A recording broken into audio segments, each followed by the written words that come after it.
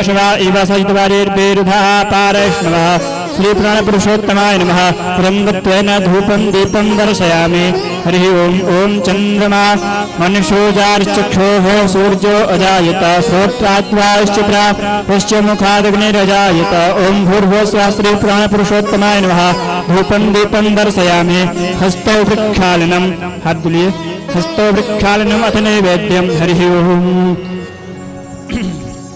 हरि ओम नाभ्या आशेदन्तरिक्षकोशेष्णोद्योः क्षमावृत्तता प्रभ्याम्भो मृद्विषः श्रोत्रात् तथा लोकामकल्पयन् नैवेद्यं नैवेद्यान्तेन एकाच्मनीयं जलं समर्पयामि रङ्गत्वेन अथ द्रव्यदक्षिणां भगवान को दक्षिणार्थ कर देंगे हरि ओम हिरण्यगर्भः समावृत्तताग्रे भूतस्य जातः प्रतिरेक आसीत् शताधार पृथिवीन्द्यां ते माङ्कुष्मे देवाय हविखाद्विधेम प्रार्थयेत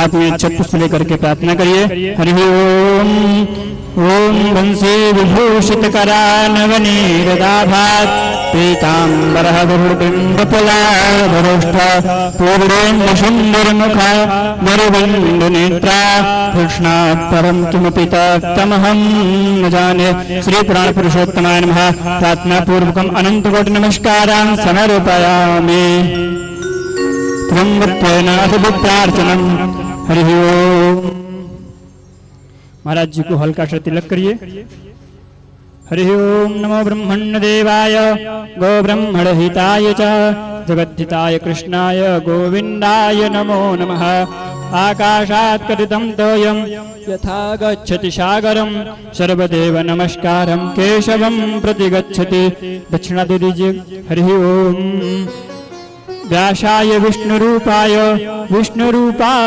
ते नमः नमो वै ब्रह्मनिधे वशिष्ठाय नमो नमः कृष्णाय वासुदेवाय हरे परमात्मने प्रणतः क्लेशनाशाय गोविंदाय नमो नमः अथ आरातिज्ञं प्रज्वाल्य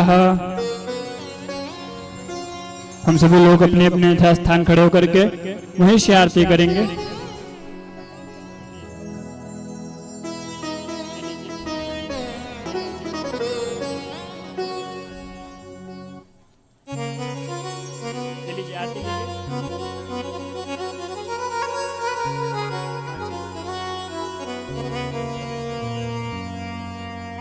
हरि ओम चंद्रमा मनुष्योजाश्चक्षुः सूर्यो अजायत श्रोत्राध्वाश्च प्राणश्च मुखादग्निरजायत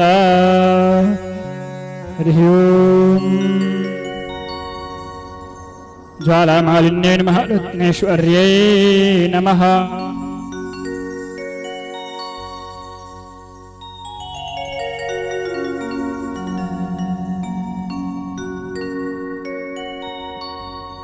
श्री राधे श्री राधे श्री राधे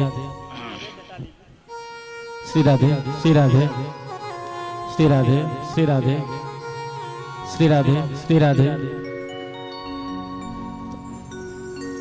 वॉल्यूम श्री राधे श्री राधे श्री राधे DD3 से DD3 श्री राधे श्री राधे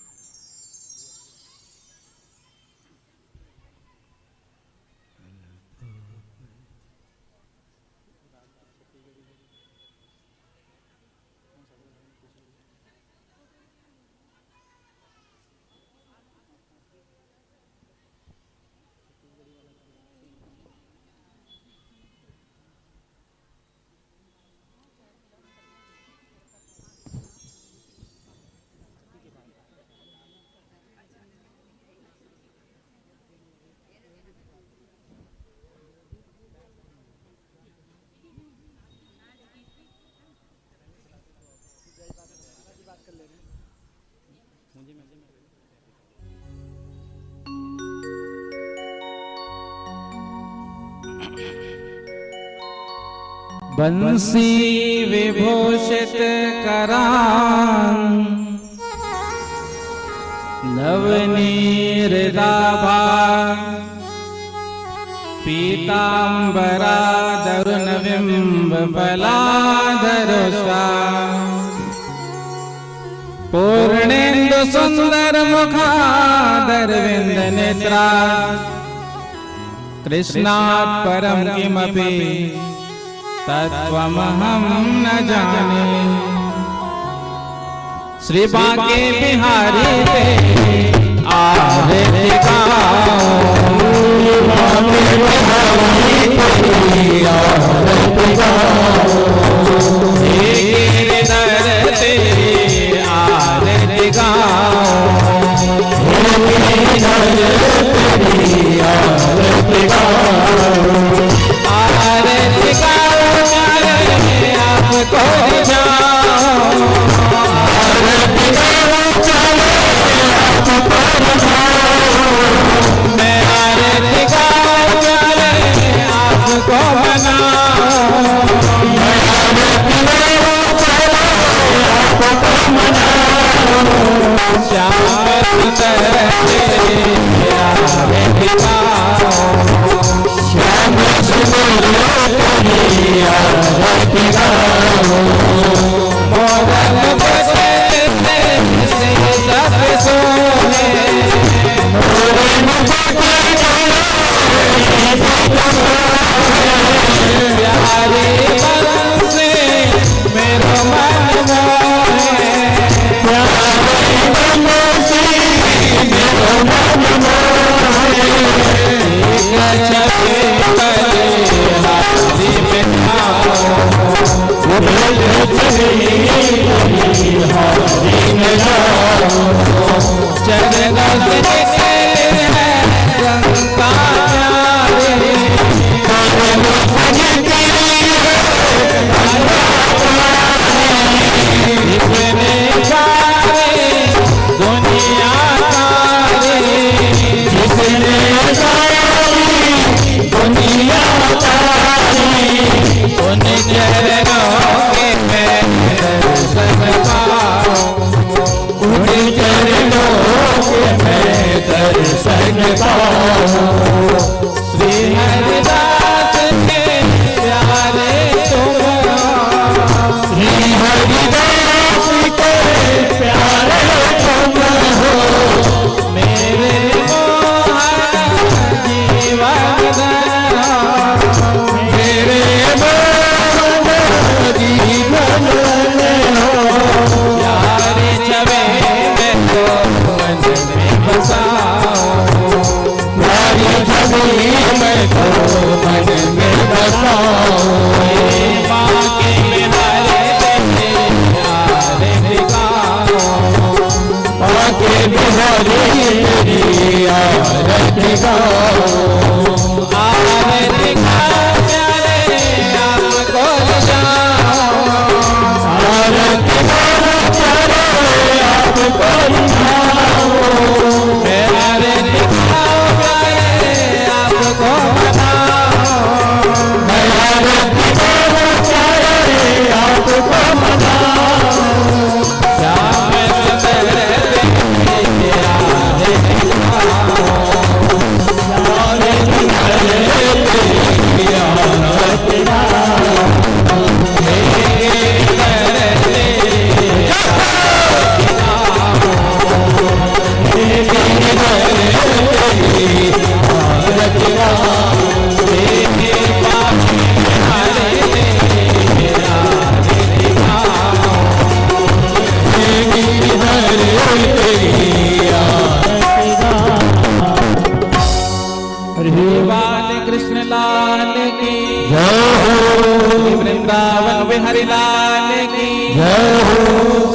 श्रीमद् भागवत महापुराण की जय हो, श्री हनुमान जी महाराज की जय हो, माँ दंतेश्वरी मैया की जय हो, जय जय श्री राधे जय जय श्री राधे, जय जय श्री राधे जय जय श्री राधे, जय जय श्री राधे श्याम। हरि ओम शीतले तम जगत माता शीतले तम जगत पिता शीतले तम जगत धात्र्यं शीतलाय नमः ज्वालामलिन्ये नमः रत्नेश्वर्ये नमः हरि ओम जितनेन जिन्यमय जन्त देवास्तानि धर्माणि प्रथमन्नाशन्नाते हनाकं महिमानः सजन्तद्रा पूर्वेश अध्याः शन्ति देवाः हरि ओम सेवन्ति कावकुल चंपक पाठलज्जे पुन्नः गजादिकर वेललसाल पुष्पै बिल्व प्रभाल तुलसी दल मंजरीभिः स्वां पूजयामि जगदीश्वर वे प्रसीद नाना सुगंध पुष्पाणि यथा कालोद्भवानि च पुष्पाञ्जलिमयादित्य गृहाण परमेश्वरः मंत्र पुष्पाञ्जलिं समर्पयामि। बोलो श्रीमद्भागवत महापुराण के सुखदेव जी महाराज की, व्यास जी महाराज की, राधे रानी सरकार की, वृंदावन बिहारी लाल की, जय जय श्री राधे श्याम। आप सभी लोग भक्तों से निवेदन है कि आप अपने अपने यथास्थान बैठ जाएं, वहीं बैठ करके आरती लें। और आज बहुत ही सौभाग्य की बात है जो इस जगदलपुर क्षेत्र में माँ दंतश्री के चरणों में बैठ करके हम सभी लोग श्रीमद् भागवत ज्ञान गंगा का सत्संग में सत्संग को हम सब लोग श्रवण करने जा रहे हैं। और जो भी भक्तगण अभी तक कथा में नहीं आए हैं वो सभी लोग शीघ्रातिशीघ्र इस कथा पंडाल में आए और हमारे महाराज जी के मुखारविंद से श्रीमद् भागवत कथा को श्रवण करें, अपने जीवन को धन्य बनाएं। जय श्री राधे, जय श्री श्याम।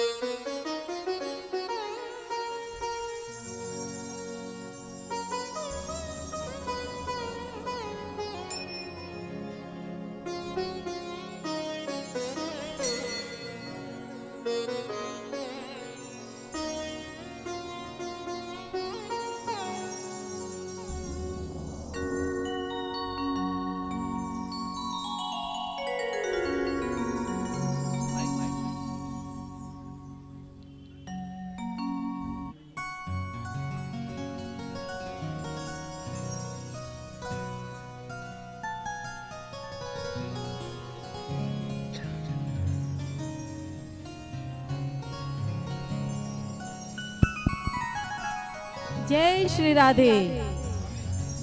आवाज थोड़ी कम आ रही है। जय श्री राधे और लाउडली बोलना चाहिए। जय श्री राधे।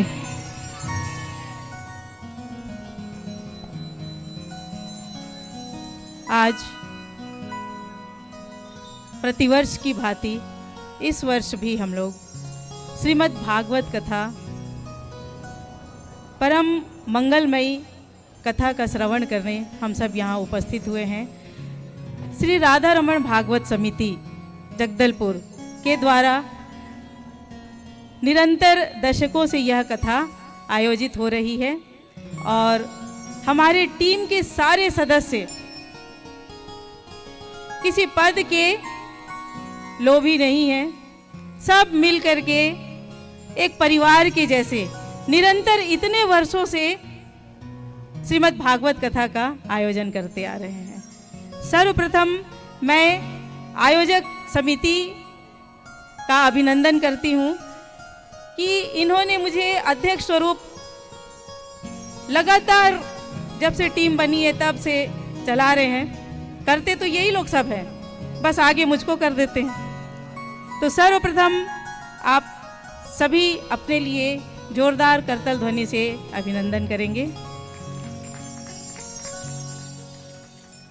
और सबसे प्रमुख बात यह है कि हम निरंतर आने वाले 7 दिनों तक श्रीमद् भागवत कथा का रसास्वादन हमें करवाएंगे हमारे बस्तर संभाग के प्रथम भगवताचार्य, हम सबके प्रिय बालक स्वरूप हम में से बहुत सारी जो टीचर्स हैं वो तो बहुत खुश हैं। लगातार उनसे बात हुई, कई सारी हमारी समिति में शिक्षिकाएं हैं जिन्होंने हमारे महाराज को शिक्षण भी दिया है विद्यालय में, और सबका स्नेह प्रेम लगातार प्राप्त हो रहा है। इस वर्ष हम अपने चहीते आदरणीय, परम आदरणीय, देखिए बालक बहुत छोटा भी हो लेकिन जब वो इस पीठ पर बैठ जाए तो हम बता नहीं सकते, हम वहां तक पहुंच नहीं सकते। परम आदरणीय बस्तर संभाग के प्रथम भगवताचार्य महाराज अभिषेक जी का हम हार्दिक अभिनंदन वंदन करते हैं कि उन्होंने बहुत शॉर्ट नोटिस में हमारे निवेदन को स्वीकार किया। उनकी कथाएं निरंतर इसी दिनांक पर दूसरी जगहें रहती हैं, किंतु इस वर्ष हमने निवेदन रखा और बहुत पहले बात हुई थी हमारी कभी कि दीदी एक अवसर हमें भी मिलना चाहिए, और हमने भी सहर्ष स्वीकार किया था कि हम उस दिन धन्य भागी हो जाएंगे जिस दिन आप हमारे व्यासपीठ पर बैठेंगे। मैं आप सबसे निवेदन करना चाहूंगी कि हमारे बहुत परम आदरणीय आचार्य अभिषेक जी महाराज, इनके मुखारविंद से हम कथा का रसा श्रवण करें और अपने जीवन को धन्य बनाएं। मैं आप सबसे निवेदन ये भी करूंगी कि जिस उत्साह से हमने कलश शोभा यात्रा निकाली, आने वाले 7 दिनों तक हम उसी उत्साह से हर वर्ष की भांति इस वर्ष भी भगवान की सारी झांकियों का दर्शन बहुत श्रद्धा पूर्वक करें और अपने जीवन में उतारने का प्रयास करें। हम हार्दिक अभिनंदन करते हैं महाराज जी का कि मैं अंदर से मैं इतनी ज़्यादा खुश हूँ, मैं बता नहीं सकती कि जो अवसर मैं बहुत समय से तलाश रही थी वो इस वर्ष पूर्ण हुआ। और आप देख रहे होंगे कि कहीं कथा के आयोजन में कहीं पर भी थोड़ा सा भी अंतर नहीं दिख रहा है, जैसे पहले होती थी वैसे ही अभी, और बल्कि खुशी जो है चौगुनी हो गई। हमारे खुद के स्थानीय कथा प्रवक्ता जो निरंतर, अब तो हम ये भी कहेंगे कि वो अंतर्राष्ट्रीय कथा प्रवक्ता हो चुके हैं। केवल हमारे छत्तीसगढ़ में नहीं, भारतवर्ष में ही नहीं, बल्कि दूसरे देश में भी उन्होंने जाकर के अपनी कथाएं गाई हैं, और हम सब उनके मुखारविंद से कथा का श्रवण करेंगे और अपने जीवन को चरितार्थ करेंगे, कृतार्थ करेंगे भगवान के आशीर्वाद से। बहुत बहुत आप सभी का अभिनंदन। और मैं बस आज तो इतना ही कहूँगी, बाकी आने वाले समय में और भी बातें होंगी आप सभी से। जय जय श्री राधे।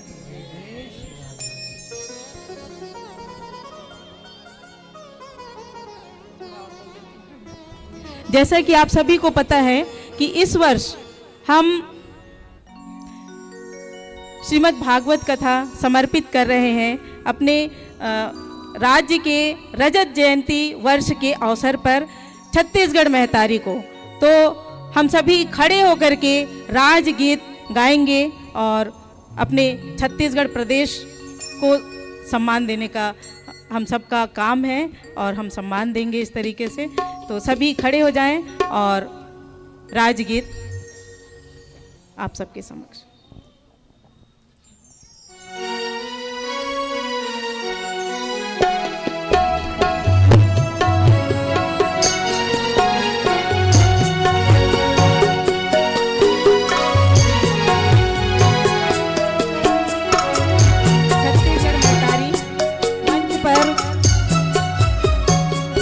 आपका अभिनंदन है।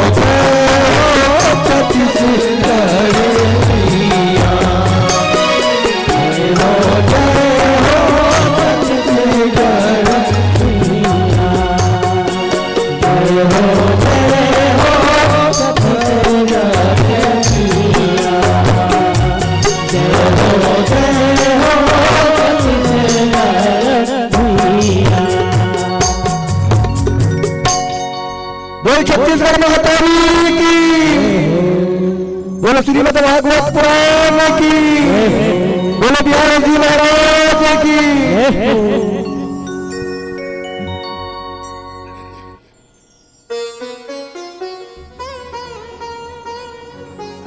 टेबल दे थोड़ा सा खींचा।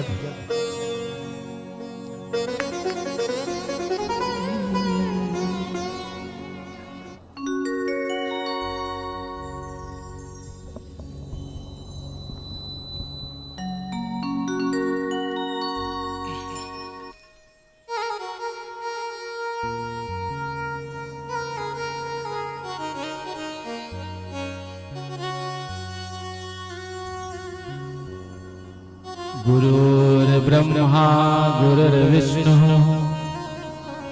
गुरुर्देवो महेश्वर गुरु साक्षात् परब्रह्म तस्मै श्री गुरवे नमः। बर्हापीडं नटवर वपुः कर्णयो कर्णिकारं विप्रदवासः कनककपिशं वैजयन्तीं च मालां रन्ध्रान् वेणोरधरसुधया पूरयन् गोपवृन्दैः वृन्दारण्यं स्वपदरमणं प्राविशत् गीतकीर्तिः। नारायणं नमस्कृत्य नरं चैव नरोत्तमं देवीं सरस्वतीं व्यासं ततो जयमुदीरये। ध्येयं सदा परिभवग्नमभीष्टदोहम् तीर्थास्पदं शिवविरञ्चिनुतं शरण्यं भृत्यार्तिहं प्रणतपालभवादिपोतम् वंदे महापुरुष ते चरणारविंदम। कृष्ण त्वदीय पद पंकज पंजरांतै अद्दैव में विसुतो मानस राजहंसः प्राण प्रयाण समय कफवात विद्यै कंठावरोधन विदौ स्मरणं कुतस्ते अतुलित बलधामम् हेम शैलाभदेहं धनुज्वन् कृशानं ज्ञानिनाम् अग्रगण्यं सकल गुण निधानं वानराणामधीशं रघुपति प्रिय भक्तं वातजातं नमामि। प्रणवो पवन कुमार खलबन पावक ज्ञान घन जासु हृदयागार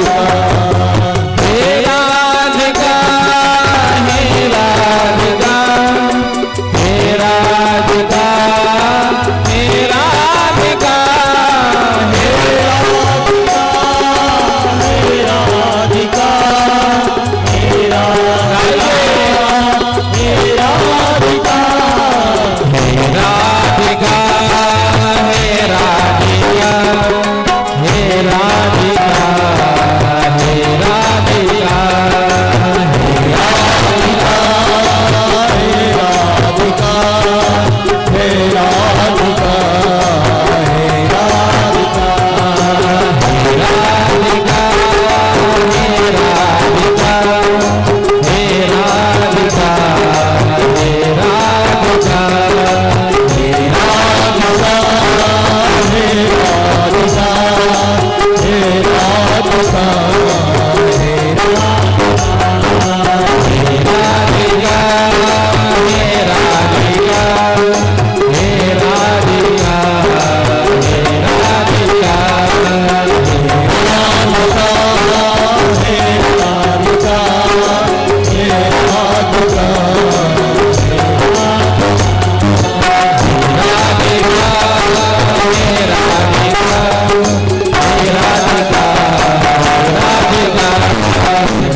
राधिका, हे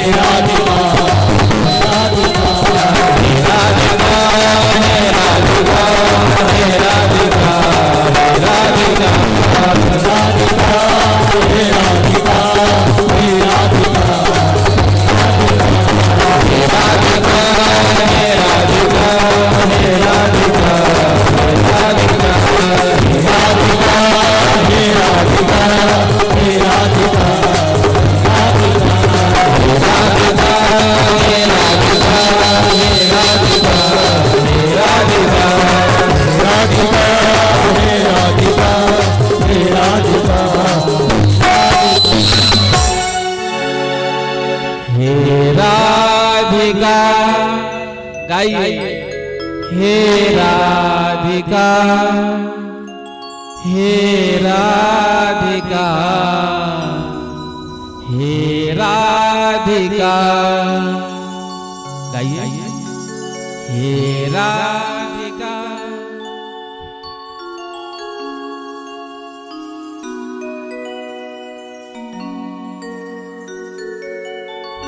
हे राघवा, हे राघवा, हे राघवा, हे राघवा, हे राघवा, हे राघवा, हे राघवा, हे राघवा। बोलिए बाल कृष्ण लाल की जय हो, श्री वृंदावन बिहारी लाल की जय हो, श्रीमद् भागवत महापुराण की जय हो, श्री हनुमान जी महाराज की जय हो, श्री सीतारामचंद्र भगवान की जय हो, श्री राधा कृष्ण भगवान की जय हो, श्री गौरी शंकर भगवान की जय हो, श्री लक्ष्मी नारायण भगवान की जय हो, दंतेश्वरी मैया की जय हो, छत्तीसगढ़ महतारी की जय हो, श्री हनुमान जी महाराज की जय हो, श्री सदगुरुदेव भगवान की जय हो, जय जय श्री राधे, जय जय श्री राधे, जय जय श्री राधे, जय जय श्री राधे, जय जय श्री राधे।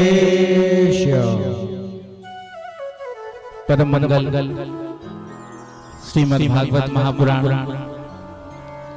परमहंस संहिता वैष्णव संतों का परम धन, उन आनंद कंद अनंत कोटि ब्रह्मांड नायक सर्वेश्वर सर्वाधिपति कुंज निकुंजेश्वर श्री राधा रमण बाधाहरण चिदाधार केवलाधार निर्विकार निर्विकल्प निरीह अकारण करुणा उन्नालय भक्त वांछा कल्पतरु श्री वृंदावन बिहारी के उन युगल चरणों में ध्यान करते हुए आप सभी को प्रभु के पावन चरित्रों का वर्णन करने जा रहे हैं।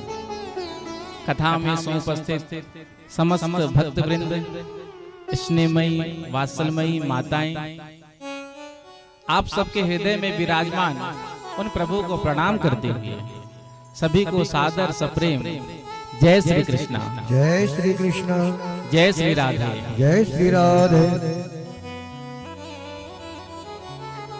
तो श्री बांके बिहारी जी महाराज की असीम अनुकंपा से मानव जीवन का सर्वोत्कृष्ट साधन फल सत्संग, जो हम सबको आज से 7 दिवस तक श्रीमद् भागवत कथा अमृत के रूप में सुलभ होने जा रहा है।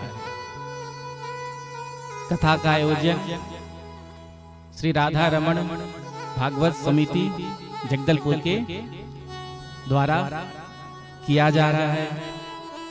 और जैसा कि दीदी ने कहा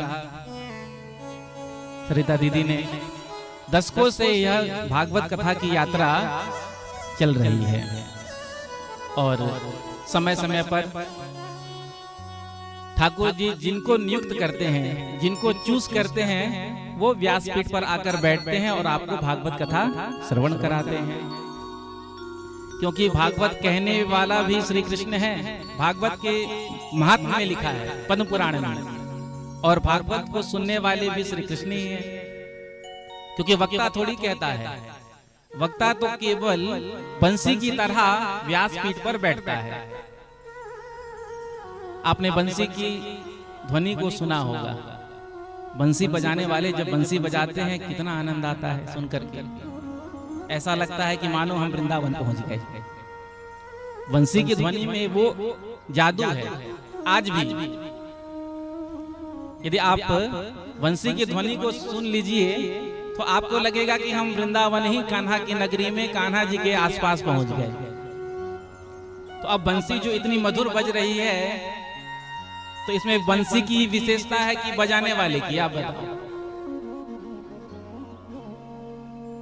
बंसी जो सुंदर मधुर बज रही है तो विशेषता किसकी है?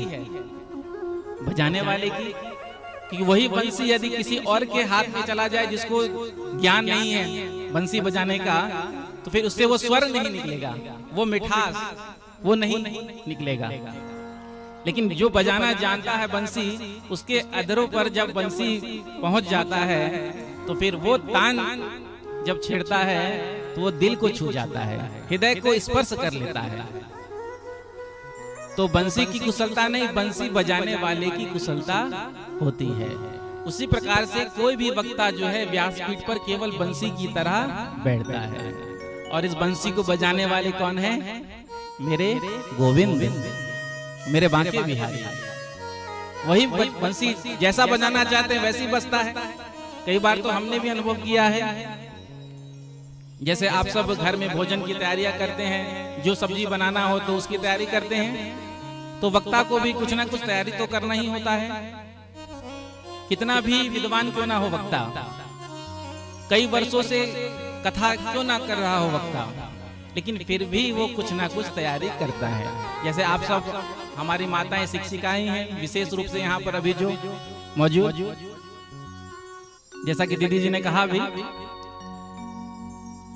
आप में से कुछ ने तो हमको पढ़ाया भी है, हमारा सौभाग्य। तो जो शिक्षक होते हैं, शिक्षिकाएं होती हैं, वो भी घर में कुछ ना कुछ तैयारियां करके जाती हैं, बच्चों को पढ़ाने से पहले, स्कूल जाने से पहले, कॉलेज जाने से पहले। और वो जो तैयारी करके जाते हैं फिर बच्चों को वो पढ़ाते हैं।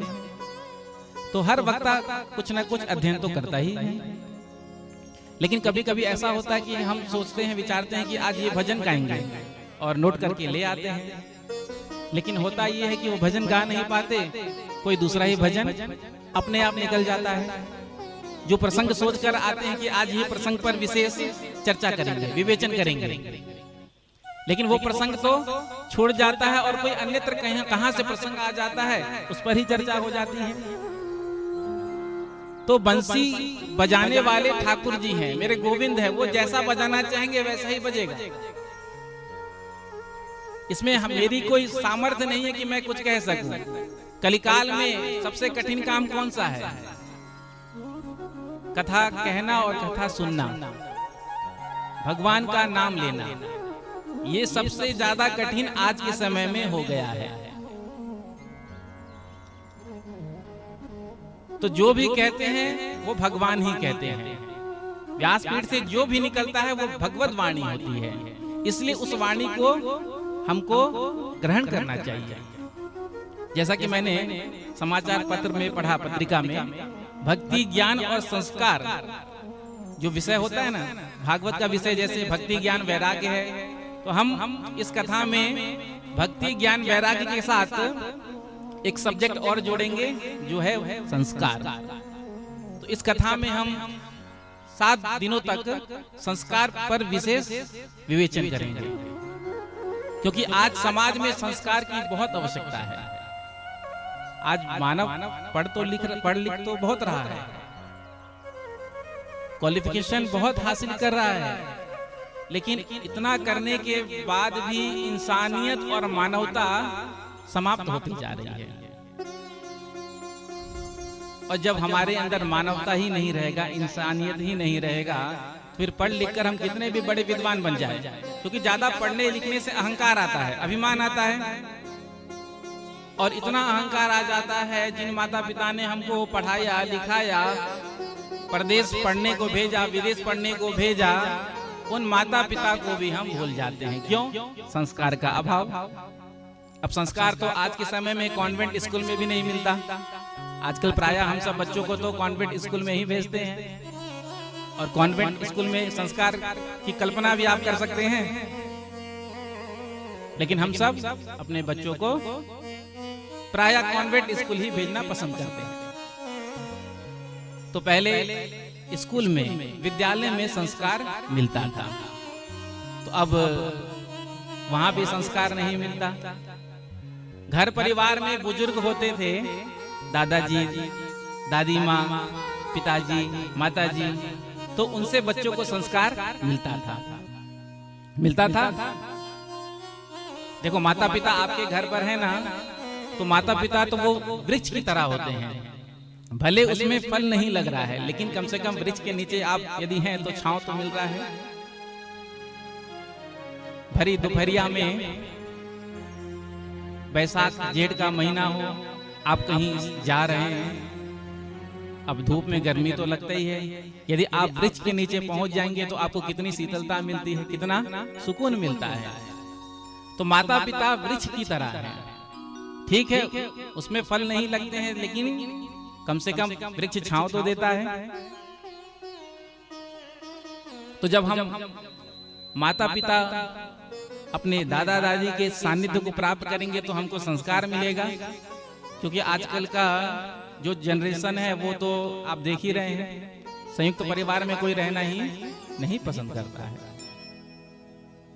तो जब माता पिता का सानिध्य नहीं है, दादा दादी जी का सानिध्य नहीं है, नाना नानी जी का सानिध्य नहीं मिला, तो फिर संस्कार कहाँ से मिलेगा? संस्कार तो दादा दादी, माता पिता, नाना नानी के यहीं से प्राप्त होता था। तो वहां भी संस्कार अब नहीं मिलता है। इसलिए तो आप देखिए ना, समाज में संस्कार जो है वो मिलता है। थोड़ा बहुत संस्कार जो है वो माता पिता अपने बच्चों को देने का प्रयास, तो वो भी संस्कार नहीं दे पाते हैं। तो बचा एक स्थान, वो है सत्संग। चाहे श्रीमद् भागवत की कथा हो, चाहे श्री राम कथा हो, चाहे श्रीमद् शिव महापुराण हो, कथा सत्संग में ही संस्कार की थोड़ी बहुत चर्चा होती है प्रायः। क्योंकि अब तो कथा सत्संग में भी प्रायः आप सब देख ही रहे हैं, केवल और केवल तमाशा, नौटंकी और मनोरंजन का ही साधन कथा बन गया। 3 घंटे चलो मनोरंजन कराएं, जैसे हम सब जाते थे ना थिएटर में मूवी देखने के लिए 3 घंटे का, उसी प्रकार से लोगों के अंदर भी आजकल भाव नहीं है कथा सुनने का। चलो मनोरंजन हो जाएगा, चलो टाइम पास कर लेंगे। तो ये भावना जब रहेगा तो हम कथा में क्या ग्रहण करेंगे? तो सत्संग में संस्कार मिलता है। इसलिए हम हर कथा में कहते हैं, आप जब कथा में आए, सत्संग में आए, तो अपने साथ अपने बच्चों को अवश्य लेकर आए। क्यों? जब आपके बच्चे कथा पंडाल में आकर के बैठेंगे, सुंदर सुंदर भगवान के पावन मंगल चरित्रों का श्रवण करेंगे, तो उनके हृदय में भी संस्कार जागृत होगा। कथा में झांकियां जो निकालते हैं ना, इसका मुख्य कारण क्या है? पैसा कमाना नहीं, इसका मुख्य उद्देश्य है बच्चों को कथा में, सत्संग में आकर्षित करना। जब बच्चे कथा में, सत्संग में झांकियों का दर्शन करते हैं तो उनके अंदर भाव आता है कि मम्मी हम भी कल आपके साथ कथा में चलेंगे। कब भाव आता है? जब आप अपने बच्चों को कथा में लेकर आए, सुंदर कोई सा झांकी निकल गया और बच्चों ने देख लिया, तो फिर आपको दूसरे दिन ये बच्चों को नहीं कहना पड़ेगा बेटा चल कथा में, बिटिया चलो कथा सुनकर आते हैं। बल्कि वो आपसे स्वयं आकर के कहेंगे कि मम्मी आज हम आपके साथ कथा में चलेंगे। तो सत्संग, कथा सत्संग में ही संस्कार मिलता है। इसीलिए अपने बच्चों को कथा सत्संग में लाना चाहिए। तो कथा का मुख्य विषय क्या है? संस्कार। 7 दिनों तक संस्कार की चर्चा होगी। प्रेम से कहो श्री राधे। अब 7 दिनों तक जब संस्कार की चर्चा होगी तो कुछ ना कुछ संस्कार तो भागवत भगवान की कृपा से हम सबके अंदर तो आएगा ही। प्रेम से कहो श्री राधे। श्री राधे। जोर से कह दो राधे राधे राधे राधे राधे राधे राधे राधे। तो ज्यादा समय मैं आपका नहीं लूंगा, जैसा कि कथा का समय 3 से 7 बजे तक निश्चित है। तो 6:20 हो रहे हैं, 40 मिनट में ही थोड़ा सा महात्मा की चर्चा करके कथा को विश्राम दूंगा, क्योंकि आप सब भी 12 बजे से मुझे लगता है यहाँ पर एकत्रित हैं। और कुछ माताएं तो सुबह 9 बजे से ही यहाँ आ गई होंगी पूजा पाठ में, कलश यात्रा की तैयारियों में लगी होंगी। कुछ माताओं ने तो भोजन भी नहीं किया होगा। प्रेम से कहो श्री राधे। अब बैठे तो हैं कथा में, लेकिन यदि भोजन नहीं हुआ हो तो फिर कथा सुनने में भी मन नहीं लगता है। प्रेम से कहो, जोर से कह दो हे राधे। आप सब तो चकाचक पाकर आए हैं मुझे लगता है, जजमान जी को छोड़कर। आपने पाया है ना? हाँ पाया है। हमने तो चकाचक पाया है। तो जोर से कहो राधे राधे राधे राधे राधे राधे राधे। तो आइए भागवत के महात्म में प्रवेश करते हैं। श्री वेदव्यास जी महाराज ने 6 अध्याय में पद्म पुराण के अंतर्गत महात्मा का वर्णन किया है। महात्मा का अर्थ होता है महिमा। कितनी भी बड़ी विभूति हमारे मध्य में आकर क्यों ना विराजमान हो जाए, हम उठ करके उनको प्रणाम नमस्कार तब तक नहीं करेंगे जब तक किसी ने परिचय नहीं करवाया। होंगे वो विभूति, बड़े आदमी, बड़े नाम वाले, प्रतिष्ठा वाले, लेकिन हमारे लिए कुछ नहीं, क्योंकि हम तो जानते ही नहीं हैं। लेकिन किसी ने आकर बताया, अरे ये तो प्रधानमंत्री जी के विशेष सलाहकार हैं। जैसे ही हमने सुना तो फिर दौड़ा भागी प्रारंभ हो गया सेवा के लिए। अच्छा बैठिए, आइए बैठिए, जल लीजिए, चाय लाएं। तो दौड़ा भागी कब प्रारंभ होता है? जब उनका परिचय दिया जाता है। उसी प्रकार से भागवत के महात्म्य में महिमा के बारे में बताया जाता है कि भागवत की महिमा क्या है। और भागवत के महात्म्य में विशेष प्रकार से 3 बातों का चर्चा है कि भागवत सुनने से सबसे पहला हमको लाभ क्या मिलता है, ये महिमा के द्वारा पता चलेगा। क्योंकि आजकल का जमाना ऐसा ही है, बिना लाभ के व्यक्ति कोई काम करना नहीं चाहता।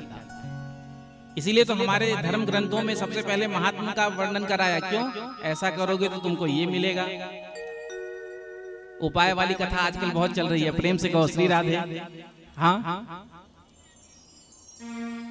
तो जब आपको उपाय बताया जाता है तो फिर आप उस उपाय को करते हैं। उसके लाभ को बताया जाता है कि इसको करने से ऐसा होगा, तब आप करते हैं। अब जब लाभ के बारे में पता ही नहीं होगा तो आप करेंगे नहीं ना। तो भागवत सुनने से हमको लाभ क्या होगा? 7 दिन तक हम यहाँ पर कथा का श्रवण करेंगे, रोज आएंगे, 4-4 घंटे कथा सुनेंगे। तो भैया इतना कथा सुनेंगे तो हमको लाभ क्या होगा, मिलेगा क्या? तो ये भागवत के महात्मा के बारे में सुनने से हमको पता चलेगा कि भागवत सुनने से लाभ क्या होता है। क्योंकि बिना लाभ के व्यक्ति कोई काम करना नहीं चाहता। किसी को भी कुछ करने को कह दो ना तो यही कहेगा कि इससे मेरा क्या लाभ। जब उसको लाभ बताओगे तब वो काम करेगा। समय ही ऐसा आ गया है। तो भागवत सुनने से क्या लाभ होगा, ये भागवत के महात्मा को सुनने से पता चलेगा। दूसरी बात, क्या पहले किसी को लाभ हुआ है? क्या पहले किसी को लाभ हुआ है? तो ये भी भागवत के महात्मा से ही पता चलेगा। तीसरा भागवत किस विधि से सुनना चाहिए। तो ये तीनों बात जो है हमको भागवत के महात्म्य के द्वारा पता चलेगा। इसलिए किसी भी ग्रंथ का जब प्रारंभ होता है तो सबसे पहले उसके महात्म्य के बारे में, महिमा के बारे में बताया जाता है। जब हम महिमा सुनते हैं तो फिर हमारी श्रद्धा उस ग्रंथ में बढ़ जाती है। और भागवत की महिमा 2 पुराण गा रहे हैं, 6 अध्याय में पद्म पुराण में और 4 अध्याय में स्कंद पुराण में। तो जैसे सप्ताह विधि से कथा सुना जाता है भागवत की, तो पद्म पुराण के महात्मा का वर्णन किया जाता है। और जब इसी भागवत को 1 माह तक मास विधि से सुना जाता है, महीने की कथा को, तो दोनों महात्मा का वर्णन किया जाता है। तो हम सब पद्म पुराण के अंतर्गत जो 6 अध्याय में वेद व्यास जी महाराज ने महात्मा का वर्णन किया है, उसकी ही चर्चा करेंगे। प्रथम श्लोक में कितना सुंदर कहते हैं, सच्चिदानंद रूपाय विश्वोत्पत्त्यादि हेतवे तापत्रय विनाशाय श्री कृष्णाय वयं नमः। तो प्रथम श्लोक में सबसे पहले भगवान के सुंदर स्वरूप के बारे में बताया है। भगवान श्री कृष्ण का कितना सुंदर स्वरूप है। सच्चिदानंद रूपाय, सत घन चिद घन आनंद प्रभु का स्वरूप है। विश्वोत्पत्त्यादि हेतवे, और जिन सच्चिदानंद प्रभु के द्वारा ही इस विश्व की उत्पत्ति होती है, इसका पालन होता है और समय आने पर संहरण होता है, जो तीनों के हेतु है।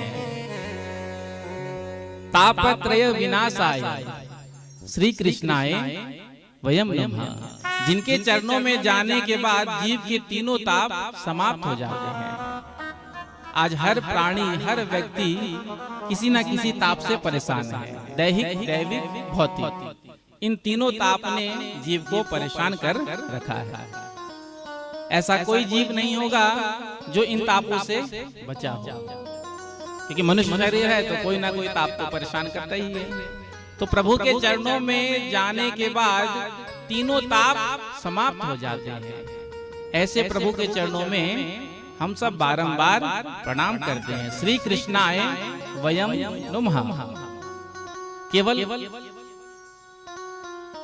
कृष्णाय वयं नमः नहीं कहा, श्री कृष्णाय कहा।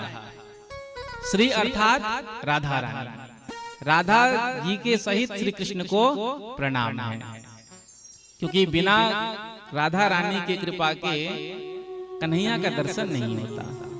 कृष्ण का दर्शन पाना है तो राधा रानी की कृपा तो चाहिए ही, और जब राधा रानी कृपा कर देती है तो फिर कन्हैया मिल जाते हैं। तो हो सकता है हमसे राधा रानी थोड़ी रूठी हुई हो, होता है ना। जब बच्चा परदेश चला जाता है, 2-4 दिन तक फोन नहीं करता है तो माँ रूठ जाती है, नाराज हो जाती है। अब तो तेरे पास मेरे लिए समय ही नहीं है, 4 दिन हो गया तूने फोन ही नहीं किया। अब माँ रूठी तो है, लेकिन प्यार तो बच्चे से करती ही है। भले वो कह रही है मैं तेरे से बात नहीं करूंगी, लेकिन बात तो करना ही चाहती है। तो उसी प्रकार से हो सकता है किशोरी जी हमसे रूठी हुई है। क्यों? क्योंकि हम साल में बस 7 दिन तक ही उनको याद करते हैं, पुकारते हैं, और फिर 7 दिन के बाद तो सब अपने कार्य में मस्त हो जाते हैं। तो किशोरी जी से प्रार्थना करिए कि हमसे रूठो ना बिहारी, तुम्हें राधा की कसम। ठाकुर जी से कहो प्रभु यदि आप हमसे रूठ भी गए हैं तो आप मान जाइए। क्यों? अब तो हम 7 दिन तक आपकी कथा का खूब चकाचक आनंद लेंगे। तो कहो हमसे रूठो ना बिहारी, तुम्हें राधा की कसम। हमसे रूठो ना बिहारी, तुम्हें राधा की कसम। राधा की कसम राधा की कसम, राधा की कसम, राधा की कसम, हमसे रूठो ना बिहारी तुम्हें, राधा की कसम, हमसे रूठो ना बिहारी तुम्हें, राधा की कसम। आपने कह दिया, यदि ठाकुर जी अब तक रूठे भी भय होंगे सोई अब ठाकुर जी मान राजी राजी है, प्रेम से कहो श्री राधे।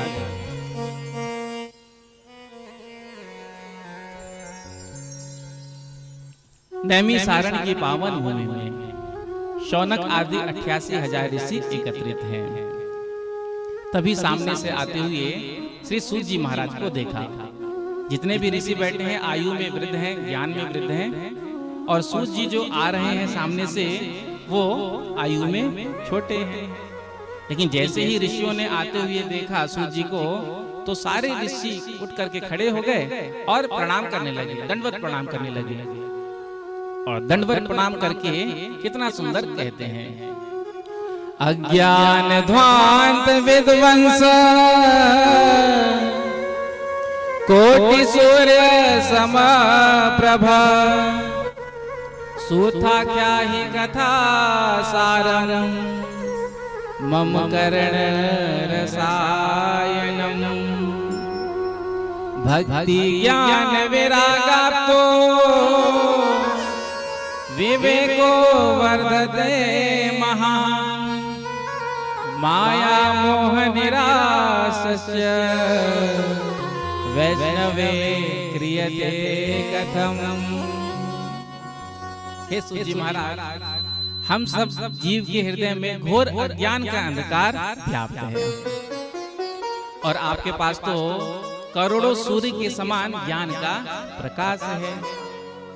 तो उस ज्ञान का प्रकाश आप हम सब पर भी करिए ना, जिसको सुन करके हमारे हृदय का जो अज्ञान का अंधकार है वो समाप्त हो जाए। अंधकार कब तक रहता है? रात्रि कब तक रहता है? जब तक सूर्य अस्त होते हैं। जैसे ही सूर्योदय होता है अंधकार समाप्त हो जाता है, उजाला हो जाता है। उसी प्रकार से हम सब जीव के हृदय में घोर अज्ञान का अंधकार व्याप्त है। अब उस अज्ञान के अंधकार को नष्ट करने के लिए आपके पास जो ये सुंदर ज्ञान है उसका हम सब पर आप वाचन करिए, जिसको सुन करके हमारे हृदय का अंधकार समाप्त हो जाए। भक्ति ज्ञान वैराग्य को बढ़ाने के लिए वैष्णव ऐसा क्या करते हैं? क्या ऐसा उपाय कर रहे हैं जिससे माया और मोह से हम छूट जाएं, बच जाएं? क्योंकि इस कलिकाल में प्रायः जीव जो है आसुरी प्रवृत्ति को प्राप्त होते जा रहे हैं। यह घोरे कलो प्रायो जीवस असुरताम गता। तो इन जीव का कल्याण महाराज कैसे हो, जरा आप बताइए। यदि किसी को चिंतामणि की प्राप्ति हो जाए तो चिंतामणि का ये चमत्कार होता है, जो भी चिंतन करो वो आपको मिल जाए।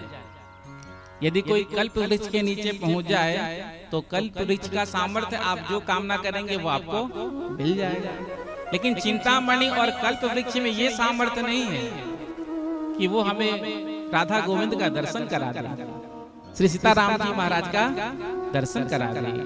ये सामर्थ्य तो केवल गुरु कृपा में है, और वो गुरु कृपा आपके ऊपर है।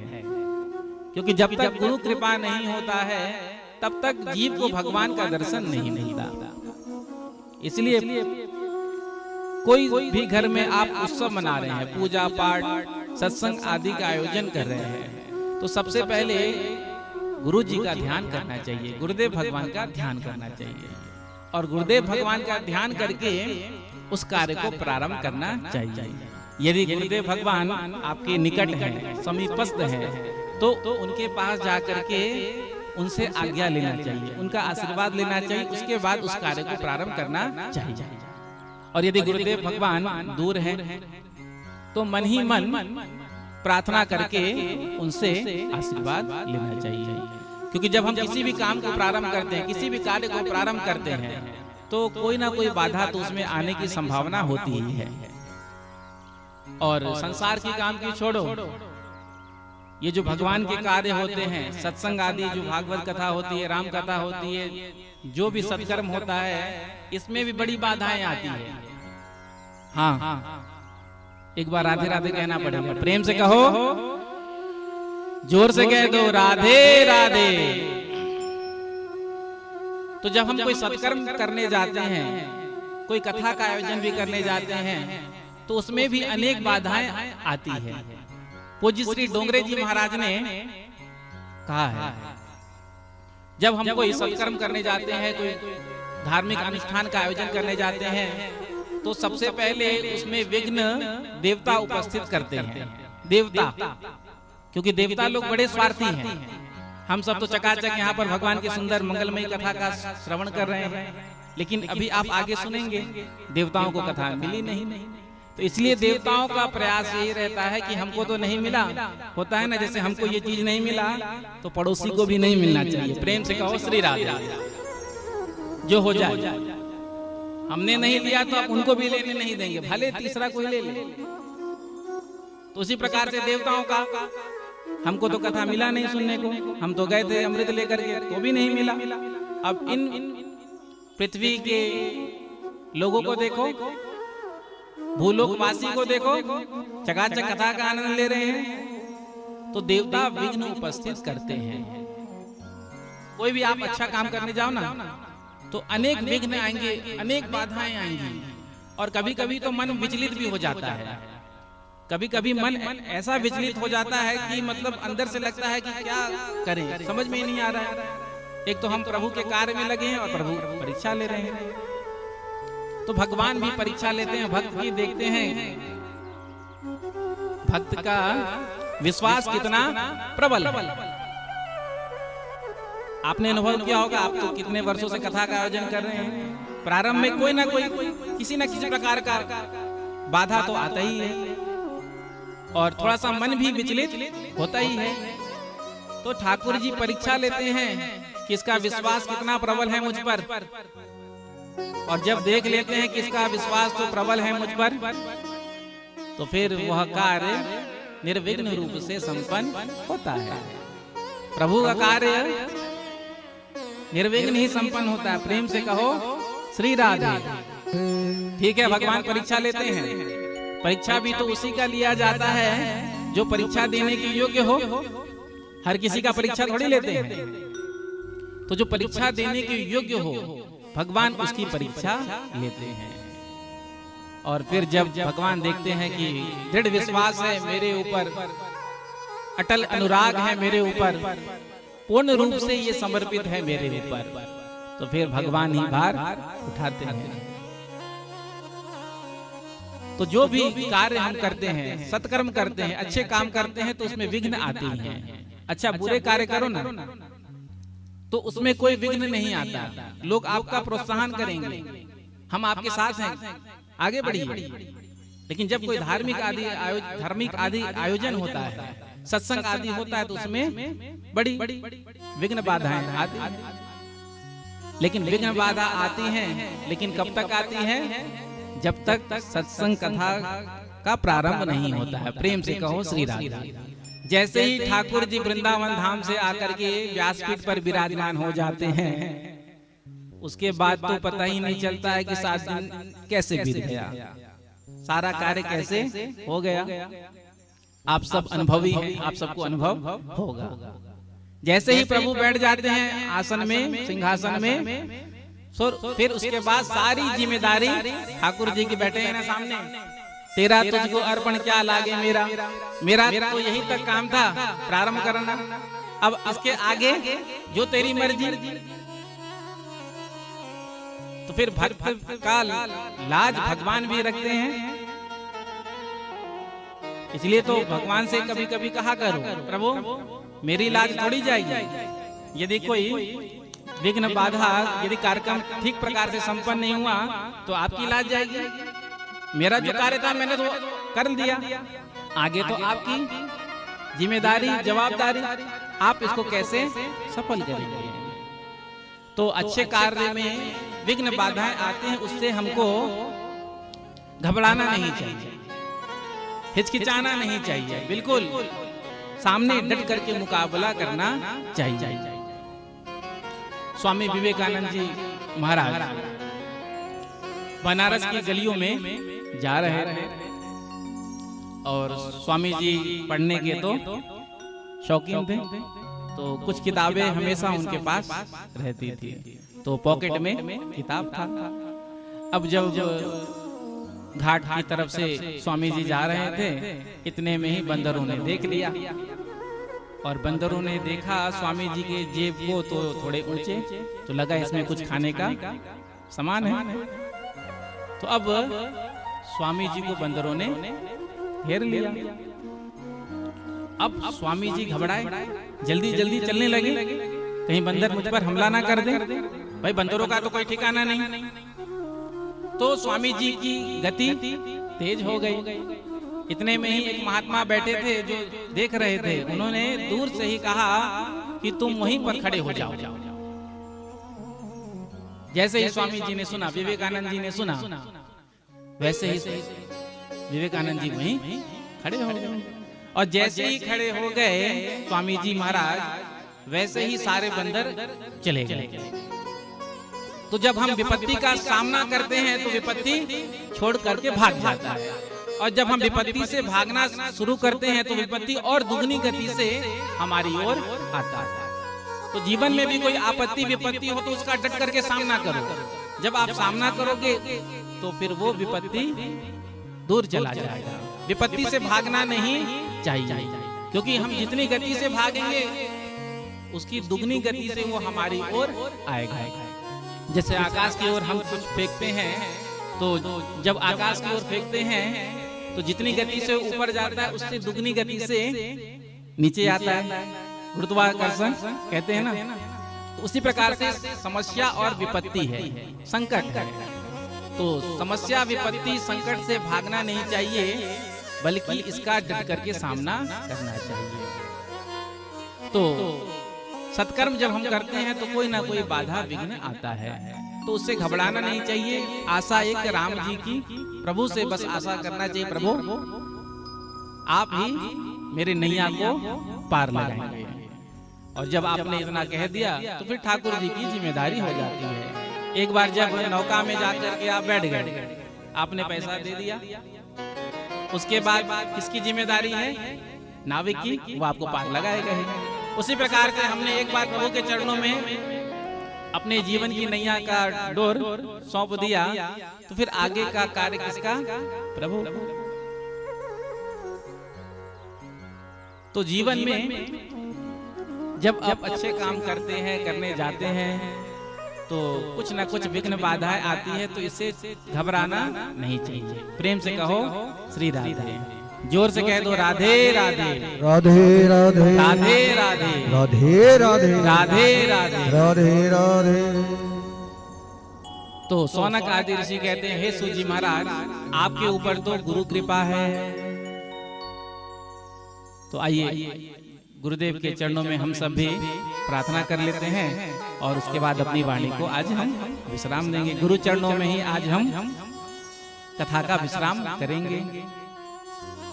तो हम सब ने गुरु बनाया है, जिन जिन ने गुरु बनाया है, तो हम अपने गुरुदेव भगवान का दर्शन करते हुए इस भाव को गाएंगे। प्रेम से कहो श्री राधे, जोर से कह दो राधे राधे, राधे राधे।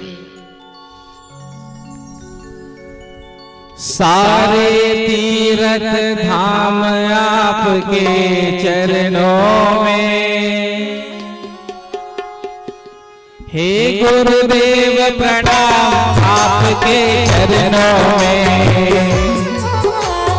सारे तीर्थ धाम आपके चरणों में,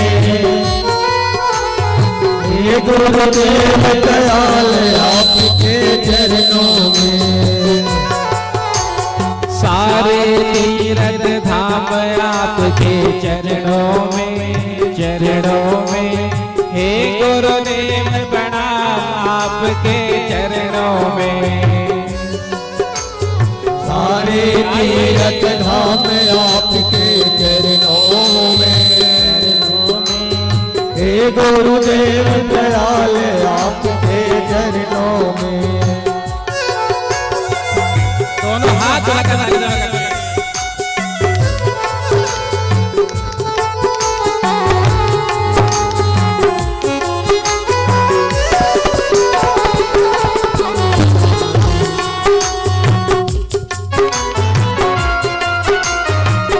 बोलो शंकर देव भगवान की, बोलो बांके बिहारी लाल की।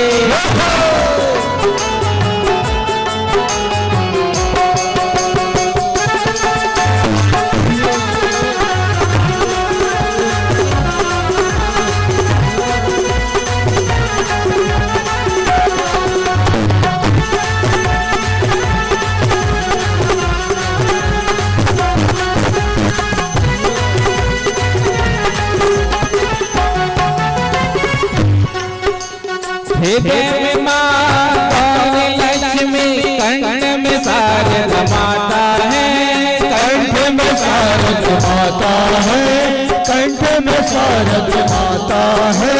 हृदय में माँ गौरी लक्ष्मी, कंठ में शारद माता है, कंठ में शारद माता है, कंठ में शारद माता है। वचन कहे वो वचन सिद्ध हो जाता है, वो वचन सिद्ध हो जाता है, वो वचन सिद्ध हो जाता है।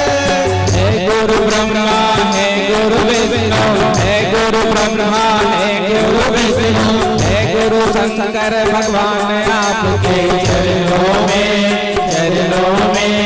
हे गुरुदेव प्रणाम आपके आपके चरणों में।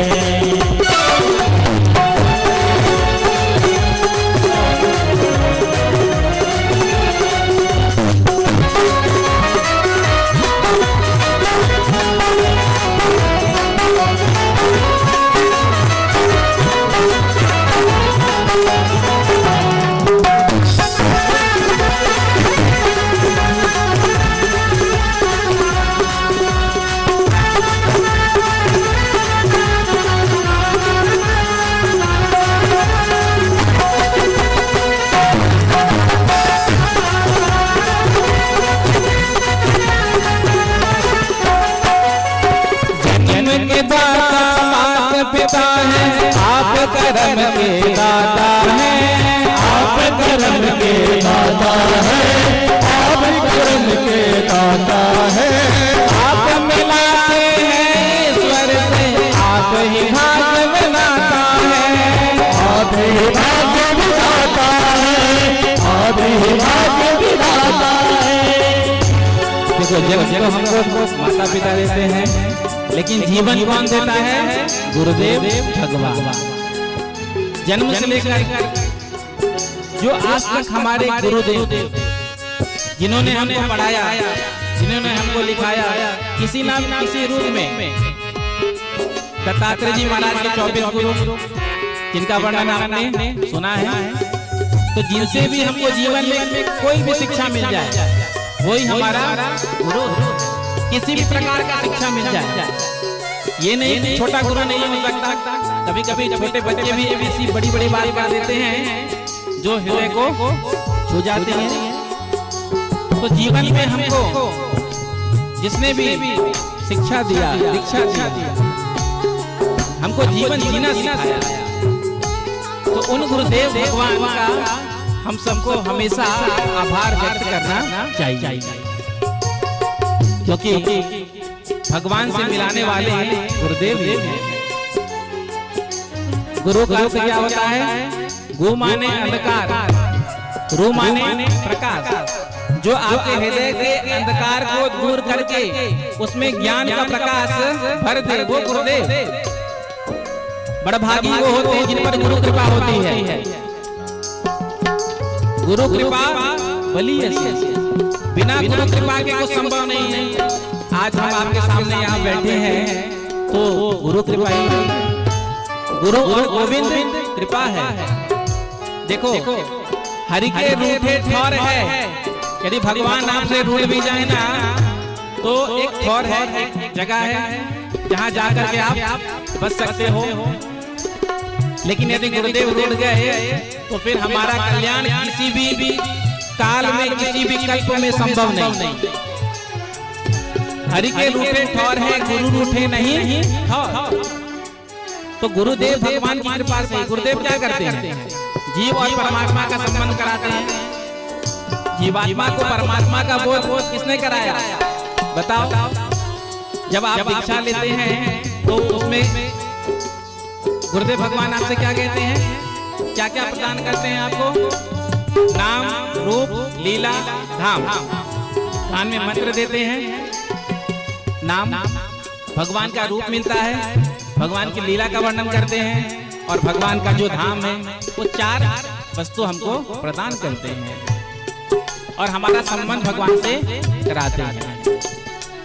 तो गुरुदेव भगवान की कृपा परम आवश्यक है। यदि हमको साधना के मार्ग पर बढ़ना है तो प्रथम सोपान है गुरु कृपा। गुरु कृपा के कुछ भी संभव नहीं है। इसलिए अपने गुरुदेव भगवान के चरणों में हम सबको हमेशा प्रणाम करना चाहिए। और कोई भी कार्य प्रारंभ करने से पहले भी मैंने कहा, गुरुदेव भगवान का स्मरण करना चाहिए। हे गुरुदेव भगवान, आपकी कृपा से मैं यह कार्य कर रहा हूँ, आपका आशीर्वाद मुझे प्राप्त हो और मेरा कार्य निर्विघ्न रूप से संपन्न हो जाए। तो गुरु कृपा हो जाती है। ऐसा नहीं कि आप गुरु जी के सामने ही जाए, गुरुदेव के सामने ही जाए। घर में बैठे बैठे भी आंख बंद करके आप ध्यान लगाइए और गुरुदेव के चरणों का ध्यान करिए, तो गुरु की कृपा आपको वहीं से मिल जाएगी। क्योंकि गुरु कोई शरीर नहीं है, गुरु तत्व है। उसका दर्शन, उसका अनुभव आप घर बैठे भी कर सकते हैं। लेकिन वही है जो जितना नजदीक से दर्शन करता है उसको उतना ही आनंद मिलता है। कनेक्ट और डिस्कनेक्ट, प्रेम से कहो श्री राधे। यदि आप गुरुदेव भगवान से कनेक्ट हैं तो आप परमात्मा से कनेक्ट हैं। यदि आप गुरुदेव भगवान से डिस्कनेक्ट हो गए, क्योंकि कभी कभी ऐसा होता है, भीड़ देखा,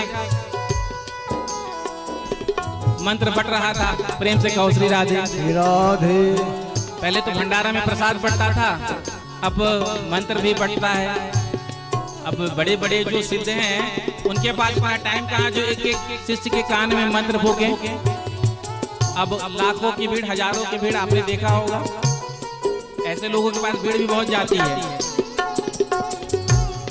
अब 1000 लोग, 10,000 लोग दीक्षा लेने वाले हैं, गुरुजी के पास तो टाइम है ही नहीं। तो गुरुजी मंत्र जो है माइक से ही फूंक देते हैं, 2, 4, 6 जितना भी आता है, और गुरुजी कह देते हैं जिसको जो अच्छा लगे ले लेना। प्रेम से कहो श्री राधे।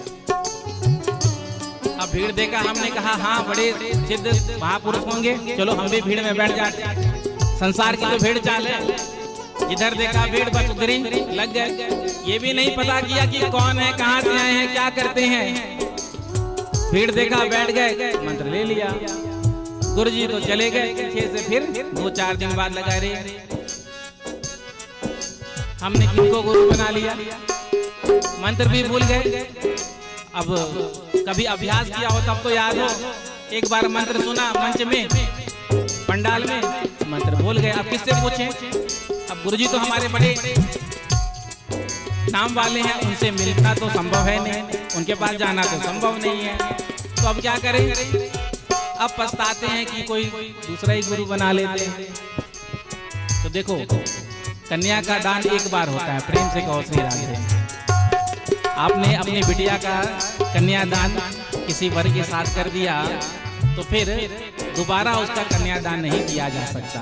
उसी प्रकार से जीवन में दीक्षा भी एक ही बार ली जाती है। इसीलिए दीक्षा लेने से पहले बहुत सावधान रहना चाहिए। पहले देखना चाहिए, समझना चाहिए कौन है, कैसे हैं। उसके बाद अपने जीवन की डोर उनके चरणों में समर्पित करना चाहिए। तो भगवान की कृपा तब होती है जब गुरु की कृपा होती है। गुरु की कृपा हो जाए तो भगवान का आपको तुरंत दर्शन हो जाए, होता है ना। जिस पर गुरु की कृपा विशेष हो जाए। और गुरु की कृपा कब होती है? जब हम सेवा करते हैं, अपना समर्पण करते हैं। बिना सेवा समर्पण की कृपा नहीं मिलती। प्रेम से कहो श्री राधे। यदि आपको गुरु कृपा चाहिए तो उसके लिए आपको सेवा और समर्पण करना होगा, त्याग करना होगा। जब आप सेवा समर्पण त्याग करेंगे तो गुरु कृपा आपको मिलेगा। जैसे ही गुरु कृपा मिल गया तो फिर भगवंत कृपा अपने आप प्रारंभ हो जाता है। इसीलिए गुरु कृपा बली ऐसे, गुरु जैसे भी हो। अब एक बार ठीक है, हमने बना लिया तो अब गुरु जैसे भी हैं उनमें ही श्रद्धा रखनी चाहिए। प्रेम से कहो श्री राधे। तो हम सब का भी एक कर्तव्य है कि हम गुरुदेव भगवान का कम से कम वर्ष में एक बार दर्शन कर लें। जैसे गुरु पूर्णिमा आता है ना, क्यों व्यास पूर्णिमा कहते हैं उसे, वेद व्यास जी का जो जन्म सब उसी दिन है, व्यास पूर्णिमा कहते हैं। और उस दिन जितने भी शिष्य होते हैं वो अपने गुरुदेव के पास जाकर के उनका दर्शन पूजन करते हैं। तो जो गुरु जी से कनेक्ट है वो भगवान से कनेक्ट है, जो गुरुदेव से कनेक्ट है वो भगवान से कनेक्ट है, और जो गुरुदेव से डिस्कनेक्ट हो गया तो फिर वो भगवान से भी डिस्कनेक्ट हो गया। प्रेम से कहो श्री राधे। तो यदि आपको भगवान का दर्शन करना है, प्रभु की कृपा चाहिए, तो गुरुदेव से कनेक्ट रहिए। प्रेम से कहो श्री राधे। भले दूर से ही रहिए लेकिन कनेक्ट रहिए। प्रेम से कहो श्री राधे।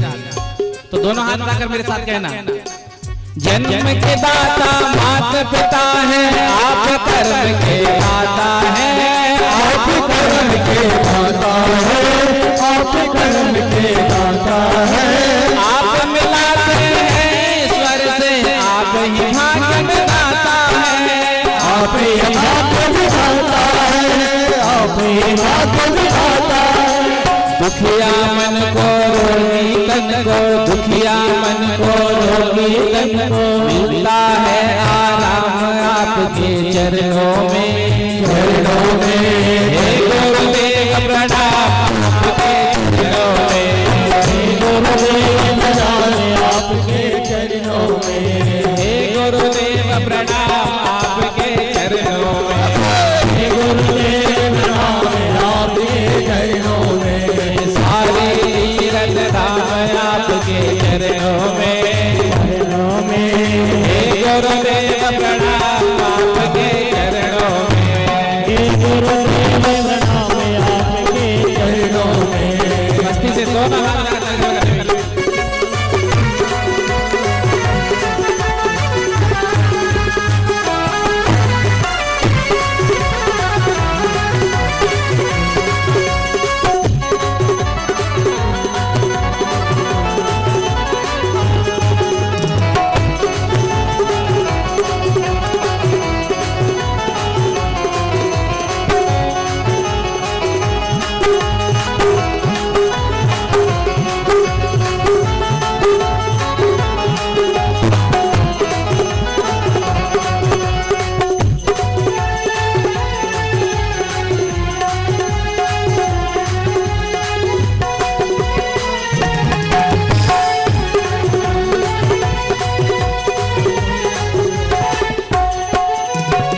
निर्बल को बलवान बना दो, मूर्ख को गुणवान प्रभु, मूर्ख को बलवान प्रभु, मूर्ख को गुणवान प्रभु। देव कमल और बंसी को भी ज्ञान का दो वरदान प्रभु, ज्ञान का दो वरदान प्रभु, ज्ञान का दो वरदान प्रभु। निर्बल को बलवान बना दो, मूर्ख को गुणवान प्रभु, मूर्ख को गुणवान प्रभु, मूर्ख को गुणवान प्रभु। देव कमल और बंसी को भी ज्ञान का दो वरदान प्रभु, ज्ञान का दो वरदान प्रभु, ज्ञान का दो वरदान प्रभु। है महादानी है महाज्ञानी, है महादानी है महादानी, रहूं मैं सुबह शाम आपके चरणों में, चरणों में। हे गुरुदेव प्रणाम आपके चरणों में, हे गुरुदेव प्रणाम आपके चरणों में। सारे तीरथ धाम आपके चरणों में, चरणों में। सारे तीरथ धाम आपके चरणों में, चरणों में।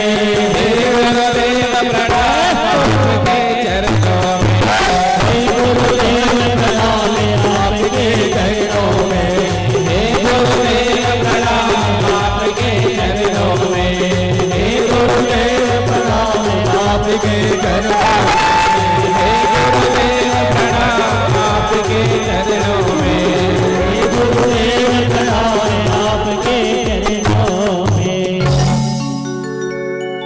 सारे तीर्थ धाम आपके चरणों में हे गुरुदेव प्रणाम आपके चरणों में। कहिए हे गुरुदेव प्रणाम आपके चरणों में। तो शौनक आदि ऋषियों ने आज गुरु रूप से सूत जी के चरणों में प्रणाम किया। सूत जी ने कहा आप सबके हृदय में मेरे लिए इतना प्रेम है, भाव है, सम्मान है, तो अब मैं आपको समस्त शास्त्रों का सार सुनाऊंगा, लेकिन आज नहीं कल। तो सूत जी शौनक आदि ऋषियों को जो समस्त शास्त्रों का सार श्रीमद् भागवत है वो कल ठीक 3 बजे से टाउन क्लब मैदान मां दंतेश्वरी मंदिर के प्रांगण के सामने वर्णन किया जाएगा।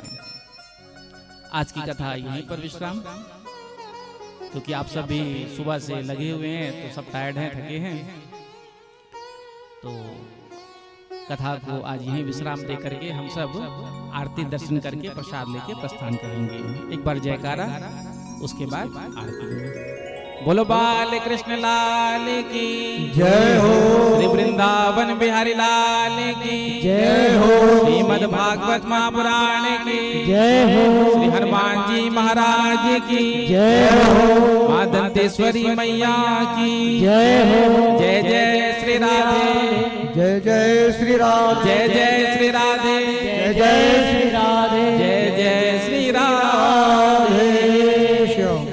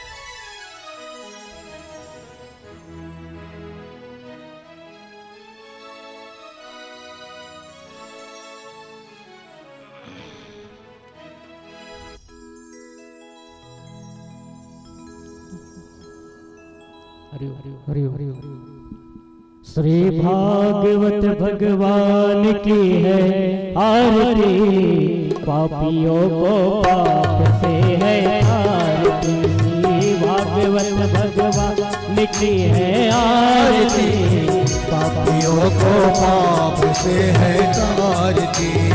पापियों को पाप से है, पापियों को पाप से है, पापियों को पाप से, पापियों को पाप से।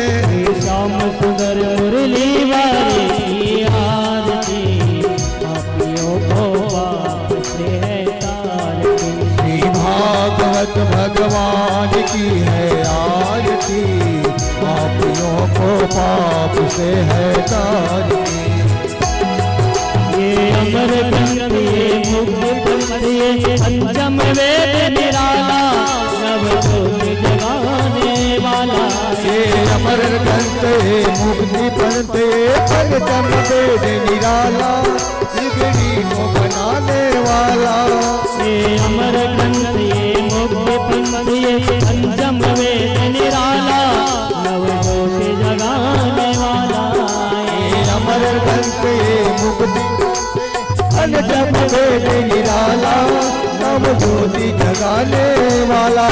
हरि नाम यही हरि नाम यही, हरि नाम यही, हरि नाम यही, हरि नाम यही, हरि नाम यही, हरि नाम यही, हरि नाम यही। सबके मंगल की आरती, पापियों को पाप से है तारती। श्री भागवत भगवान की है आरती, पापियों को पाप से है तारती। श्याम सुंदर मुरली वाले की आरती, पापियों को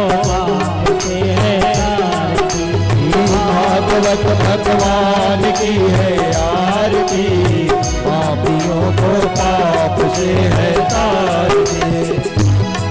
ये शांति गीत पावन पुनीत पापों को मिटाने वाला, हरि दर्शन कराने वाला।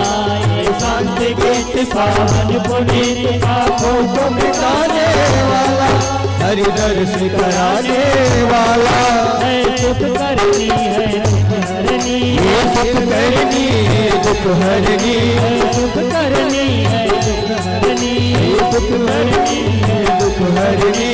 मधुसूदन की आरती,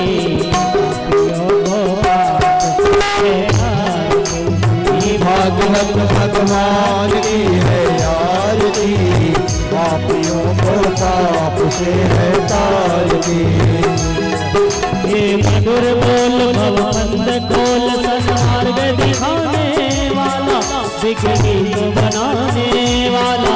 हे मधुर बोल जगपंथ खोल, सन्मार्ग बताने वाला, बिगड़ी को बनाने वाला।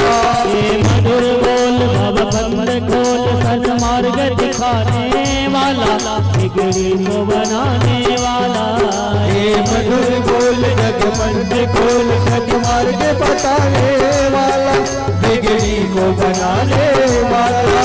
प्रभु राम यही प्रभु श्याम यही, राम यही घनश्याम यही, मेरे राम यही मेरे श्याम यही, मेरे राम यही मेरे श्याम यही। यह प्रभु महिमा के आरती,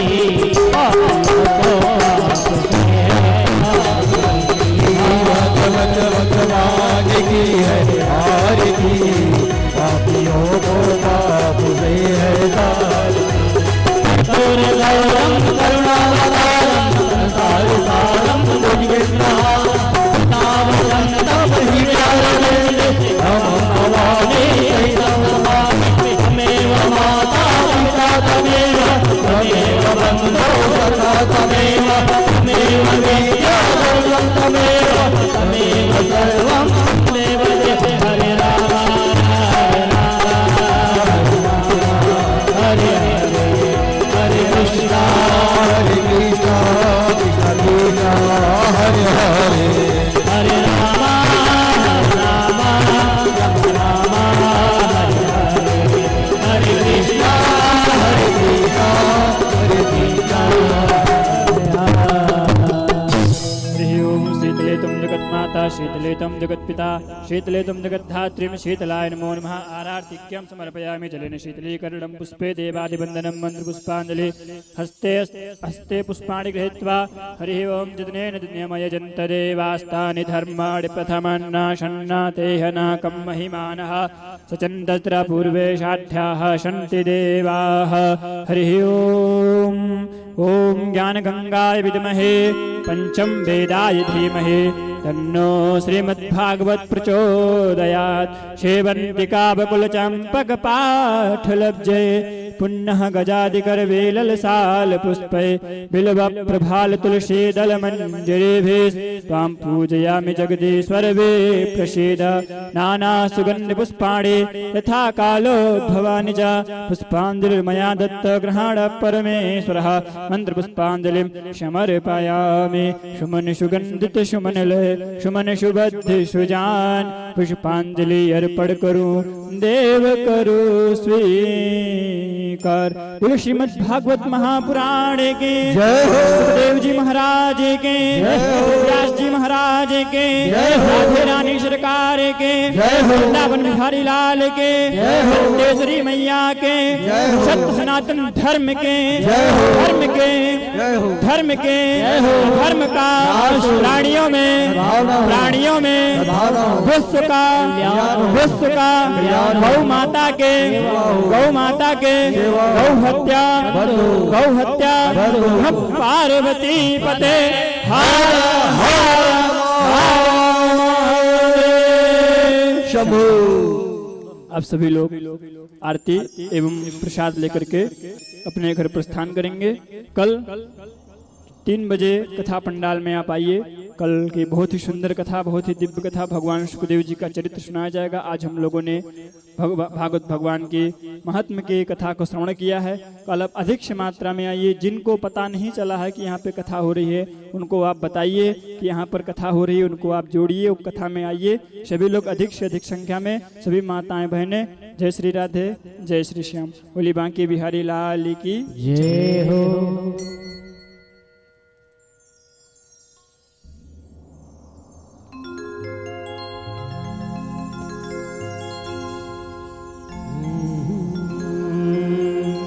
हरि हरि राधे